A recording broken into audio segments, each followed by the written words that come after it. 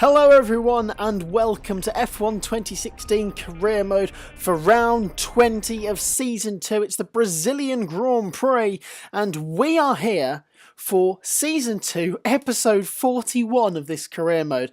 Incredible, it's flown by and we've only got 2 races left before we find out who will be the 2017 Formula 1 World Champion. Will it be ourselves or our teammate Daniel Ricciardo? If you missed the last race out in Mexico, I do beg you to go and see it. It was a really interesting one. I'm going to reveal the result now, so you've had your chance to go. We didn't finish. We crashed out. Stupid mistake, and it put us out after we crashed in the stadium section. So we've got our work cut out, you have to say. In many ways, our championship lead has been cut down, and it was quite wet in free practice 1 and 2.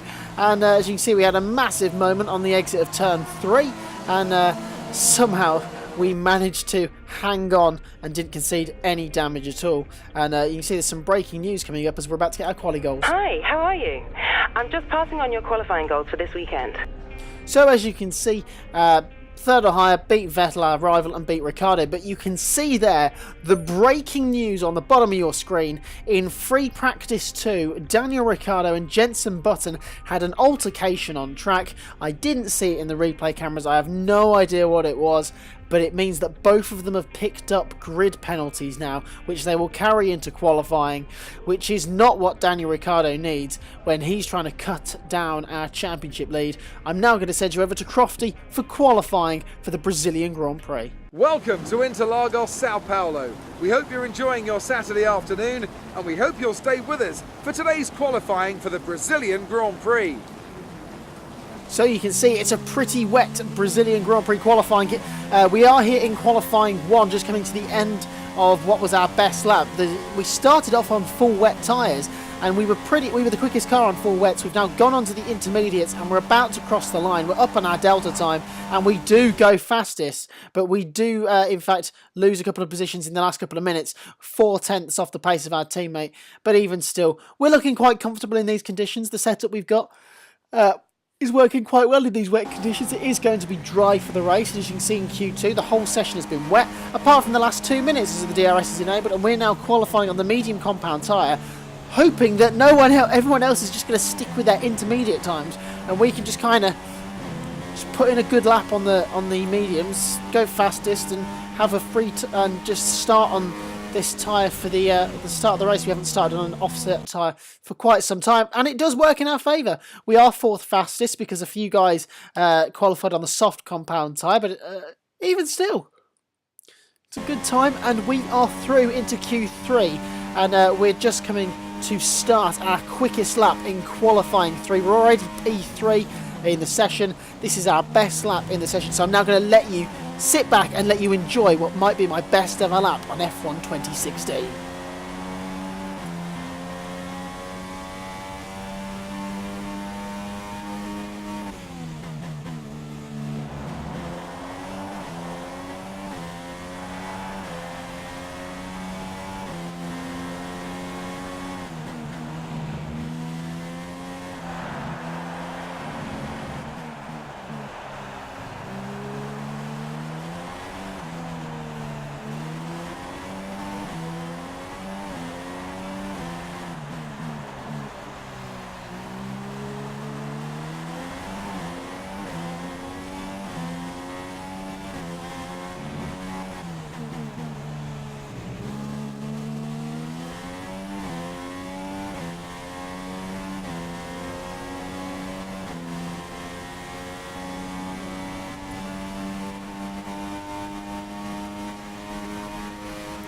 And there you go. We've put it on provisional pole position here. What a sensational lap that was, to come back from as far back as we were in that session to take pole by 3.3 tenths of a second. We have smashed qualifying. Ricciardo's got a grid penalty. We're 6 tenths clear of the Ferrari of Sebastian Vettel. Hamilton's in 4th, Raikkonen in 5th, Rosberg 6th, Bottas, Massa, and then Grosjean and Kvyat. And that is a sensational qualifying from us. We were so good. That was such a good lap. It's back-to-back pole positions for us. It's our 4th pole of the year. And at a point where we can become world champion this weekend, we have put a massive... we've staked our claim that we are going to try and win this championship this weekend. And we're about to get our race goals. We're leading the rivalry too. Hi, guess who? I've seen the team's expectations for the race, so I thought I'd pass them on and wish you luck. Take care. So here are our race goals. 3rd place, beat Vettel, beat Ricciardo. All we have to do today is beat Daniel Ricciardo. That is our pure and simple only objective. Beat Daniel Ricciardo. We lead the World Championship by 13 points. If we beat Daniel Ricciardo today, we have a great chance of... giving ourselves an incredible lead. I'm now going to send you over to Crofty once again for the Brazilian Grand Prix. As surely as the sun rises in the morning, the Brazilian Grand Prix packs out the grandstands and creates incredible drama. Title deciders, heartbreak, triumph and home glory. All these and more can be found in abundance here at the Autódromo José Carlos Pache. It's an unusual anti-clockwise race here at Interlagos, where the Sao Paulo locals are packed into the grandstands at each of the 15 corners around this classic 2.7-mile circuit. 2 very fast sections bookend the famous and highly technical Sector 2, where getting a good run out of Junsao into one of the 2 DRS zones will be the key to any overtaking prospects today. As the drivers complete their preparations down below us on the grid, one man who's no stranger to the pre-race pressure is Anthony Davidson, who joins me in the commentary box today. Great to have you with us, Ant. I'm sure you can tell us all about what goes through a driver's head before lights out. From the moment qualifying's over, you start to feel the adrenaline in your body build up, and buzz in your stomach as you anticipate the run down into turn 1. It's all a bit like going into battle. The unknown situation makes you nervous. Those pre-race nerves are a good thing. The day you don't have them means that you don't care anymore. And of course you have to make sure that all the procedures are second nature to you, so that they're not taking up too much of your capacity. You've done well to put it on pole, but we've still got work to do. Trying to cover the inside line off the start. It's Red Bull in pole position then, with Sebastian Vettel starting alongside. Looking down the rest of the grid, we have Hamilton, Raikkonen, Nico Rosberg and Bottas, Ricciardo, Massa, Grosjean and Daniel Kvyat.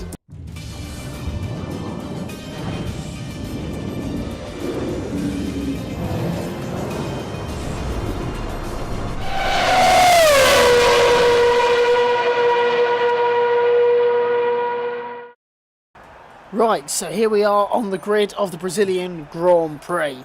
2-stop race by the looks of things, going from the mediums to the hards and back to the mediums again. Pretty simple strategy. As you can see there in the top left-hand corner, Sebastian Vettel is starting this race on the hard compound tyre. Lewis Hamilton on the soft compound tyre as well. So we've got and ourselves on the medium. We've got a massive variation of strategy just in the top 3 alone, and that is echoed right down the grid as we come to the end of the formation lap. Raikkonen on the hards, Rosberg on the softs, Bottas on the mediums, Ricciardo on the hards, then the rest of the top 10 on the soft compound tyre. Here we are, 5 red lights here in Brazil, and away we go. It's a pretty good start compared to Sebastian Vettel. The 2 Mercedes, though, have launched off the line, and Hamilton's going to try around the outside into the center S's. We hold our ground, get a good line through the first part of the center S's, and now as we come through the cover to solve, there's been an incident behind Nico Rosberg, compromised there, and look at the lead me and Hamilton have down the Red Posta, down towards the Esquina del Lago. We're defending the inside line. Hamilton goes right around the outside. He's got the grip from the yellow-walled soft compound tyre, and he takes the lead, runs wide on the exit. We sneak back up at the inside and into Ferradura. We hold the lead of this Brazilian Grand Prix just by a whisker. That was close. That was incredibly close. As we come through Berrainho, we've got Hamilton right on our tail as we get a replay at the start. You'll see the 2 Mercedes on the soft compound tyre just launched past the 2 Ferraris who were on the hard compound tyre.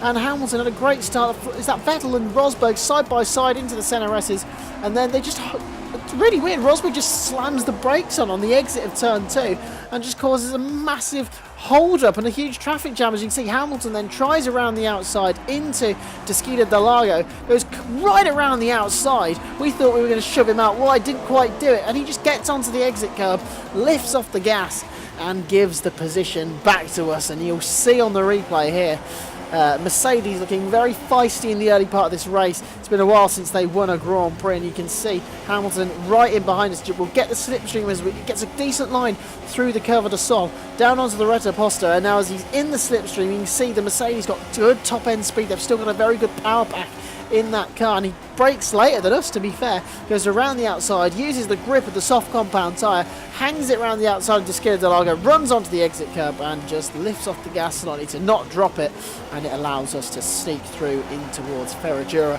Here's the start from Nico Rosberg. You see, just does exactly the same as Hamilton, except he's still got the Ferrari on the inside, and you'll see now he runs a bit wide, slows him up, but he gets away with it. Daniel Ricciardo, our teammate, on a completely different strategy to us on the hard compound tyre. Here's his start. You'll see here Rosberg and Raikkonen. You see Ricciardo with a big lock-up on the front left tyre. That is going to harm him, surely. Harm the tyre wear on that front left tyre. The fronts take such a battering round this track. As you can see now, as we come to the end of lap 4, we've got a World Championship update that we will be World Champion if things finish as they stand. That is with Daniel Ricciardo in about 6th place at the moment. As you can see now, we're under threat from Lewis Hamilton, though, as in towards Desquita del Lago we go. Hamilton, we show him the outside line, we brake a little late. Hamilton goes around the outside like he did on turn 1. This time he's going to hold it, and this time Mercedes and Hamilton take the lead of this Grand Prix. We're trying to close up through Ferragura. We can't quite do it, and now on the start of lap 5, we're coming into the Senna S's. We closed up down the back straight, and we're coming through the Curva de Sol now. Hamilton got good traction out the Senna S's and down onto the Reta Posta now. He's got quite a lead. We're in the slipstream. We've got the DRS, and we're just getting into dive bombing range. We try it up the inside. We're just not close enough, and if anything, we lose time despite going purple. But despite that, at the end of the lap, we're just coming through the last couple of corners now. The DRS is going to open now, and this is going to be like stealing candy from a baby as we set a new fastest lap of the race, as Hamilton does as well. We beat that as we take the lead at the start of lap 6, and Hamilton will be thinking about a pit stop any time now. But before we even get to the pit stop phase, Hamilton's going to come right back at us. He's in the DRS, he's in the slipstream. We defend our ground, we defend the racing line, and Hamilton isn't brave enough to try and move up the inside. As now on lap 7, we're just coming into this middle sector now. We've run wide, in fact, into turn 8 and into Berahino we go now. Hamilton's trying to go around the outside, use that grip from the soft compound tyres, and into the Bica de Pato we go. We go back up the inside, we switch back underneath Hamilton, hold a tight line. He's going to hang it around the outside, and through Mugello we go. There's almost contact between the two of us. He then brake checks us on the exit, and we're going to fling it up the inside of Young Shao, and we do retake the lead slightly because Hamilton is coming back at us with the better line, the better traction. He retakes the lead as we climb up the hill, and Hamilton now is, oh, he dives into the pit lane. We get the DRS. We've accidentally set our tyres to wets in all that as well, and my oh my, that was a chaotic end to the lap. Here comes Hamilton into the pit lane. On go the medium compound tyre. That means that Hamilton is most likely going to have to do a long stint on the hard tyre. Now on lap 12, we're now coming into the pit lane.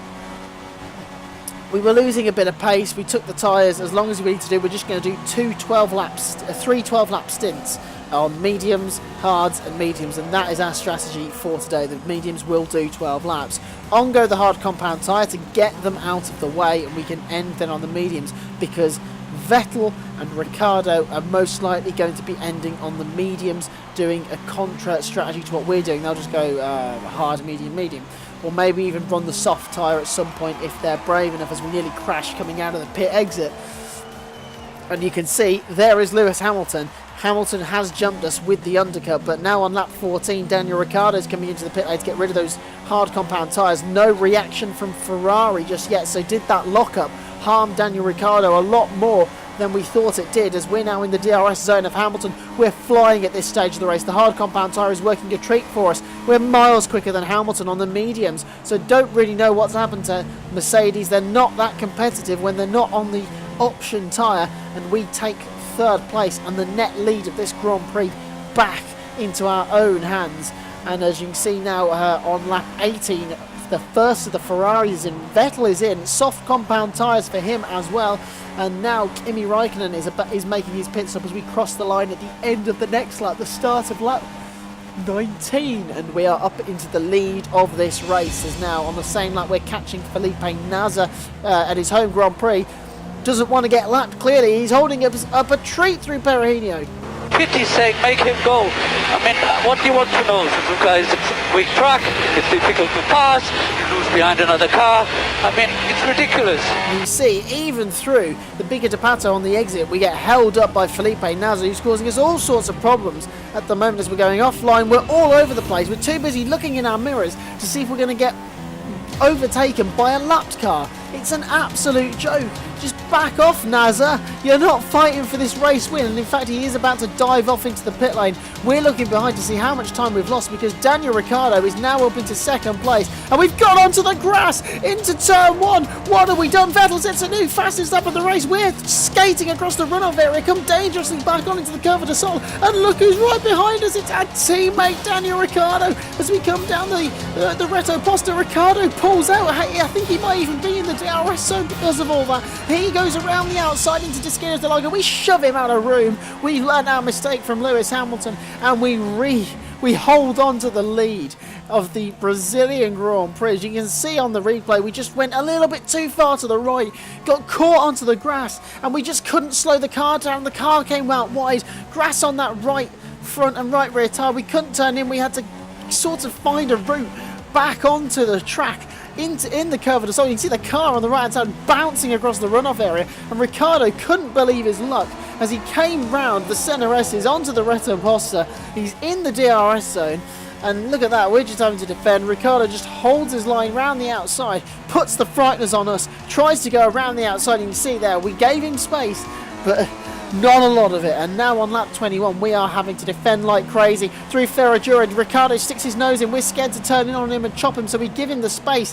Into turn 8 we go now. Ricciardo's up the inside. He's now going to hang it around the outside. We almost bang wheels, and look at Raikkonen in there. Raikkonen steals the position away from Daniel Ricciardo, and as we come through the Bica de Pato on lap 21, there's all sorts of carnage going off behind us because Raikkonen and Vettel on the soft compound tyre have caught, and they've now passed Daniel Ricciardo. He's down into third place, and now on the next lap we're under pressure from Raikkonen as well. This race has all fallen apart by a mistake we've made ourselves, under no pressure at all into turn 1 as Raikkonen gets shoved out of road on the exit of Discretos de Lago, and we are having to defend like crazy. We've got to go to lap 24 here, and at the moment I just want to pit and get out of these guys, but I don't want to have to put on the hard compound tyre knowing that these guys are all going to be on the medium or even the soft compound tyre at the end, as Raikkonen again tries around the outside of Discretos de Lago. We again shove him out of road. We're hanging on for dear life at the moment in this Brazilian Grand Prix, and now climbing up the hill. You can see us, we're just behind that's not us actually, but Kevin Magnussen's picked up a puncture. We're at the base of the hill at this point. We're starting to climb up the hill at the moment as we start lap 24. Kevin Magnussen's just the car in front of us now, and we might just catch him in a terrible place. We come around the outside of the Curva de Sol, we squeeze through on the exit, and it's a sensational move as now Verline's coming out of the pit lane. We dive up the inside of him. He's a blue flag runner. We've in fact picked up a legal overtake on him for overtaking under yellows. We have to let him back through by running wide, and the advantage we had by overtaking Magnussen is gone because we had to give the place back to Verline, who is again another car ignoring blue flags. And look at this, he's just backing us up into the Ferraris. He's trying to help Lewis Hamilton up. He is a Mercedes Junior driver as we squeeze up the inside into turn 8. It's put us all out of shape through Perugino, and up the hill we go in towards Bica de Pato. We're boxing at the end of this lap. We'll rejoin the live coverage in a minute, but look at this move around the outside of Magnussen in turn 3, the Curva de Sol. It doesn't matter that he had a puncture. That is a sensational manoeuvre as Magnussen is moving over onto the racing line for no reason at all. And you'll see here on board with Kimi Raikkonen, he gets held up a treat because he's too scared to run into the back of him. As now we rejoin the live coverage, we're coming through Yangshao now as we climb back up the hill. We've got Raikkonen all over the back of us climbing up the hill. We're now coming into the pit lane. Raikkonen's going to stay out. crazy scenes here at the moment as we come into the pit lane. We slow down for the limiter, smash the oh my god, we've hit the board. It doesn't matter. Our teammate has followed us into the pit lane, as has Sebastian Vettel, so Ricciardo's race is pretty much ruined here. Good tactics for the World Championship. And we've been held for Vettel, who has rejoined in front of us, a 4.1 second stop. We're fighting for the race win here, Red Bull. What the hell was that? And why we were held for Vettel, I don't know, because we were at least 2 full car lengths ahead of him going into the pit lane. It's incredible. It's a terrible stop for Red Bull. And there is Lewis Hamilton coming round the curve to Sol onto the Retta Posta. And Hamilton now has the net lead of the race from Vettel, from ourselves. And Ricciardo has gone onto the soft compound tyre for some reason. Why? I will never know, because the soft compound tyre won't go to the end. Ricciardo is going to have to pit again. We're here on lap 25 now, and we've just come out the pit lane. We're furious at this point. We've gone up the inside of Vettel, with no care in the world. We then banged wheel to side pod through Perugino, and Vettel retakes the podium position. We now go back up the inside into Bica de Pato, and we take third place back. Raikkonen, if you can see on the mini-map, is just climbing up the hill now as we're trying to fight the car through Mugello.